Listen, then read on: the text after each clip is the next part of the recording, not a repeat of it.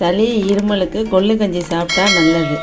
அதனால் கொள்ளு கஞ்சி ஒரு கப்பு, பச்சரிசி 2 கப்பு, பாசிப்பருப்பு 1/2 கப்பு, தேவையான அளவு உப்பு, 5 பூண்டு எடுத்து நம்ம கொள்ளு கஞ்சி வைப்போம்.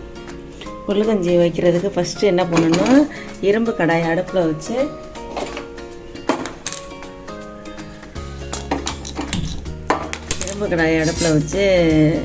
அதை கொள்ளை அதில் வறுத்து எடுத்துக்கணும்.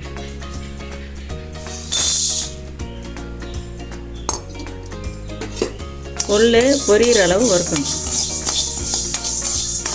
பொரியிற அளவு வறுத்தோடனே ஆற வச்சு இதை லேசாக உடச்சிக்கணும்.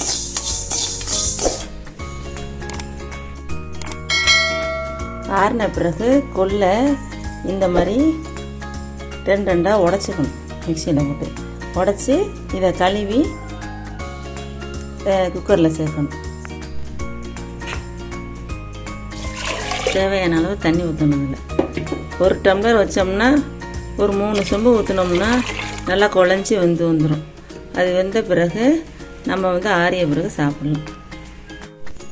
விசில் போன பிறகு கொள்ளு கஞ்சி, பிரண்டை துவையல், பொட்டுக்கடலை துவையல், இந்த கொள்ளு கஞ்சியை ஆறின பிறகு சாப்பிடணும்.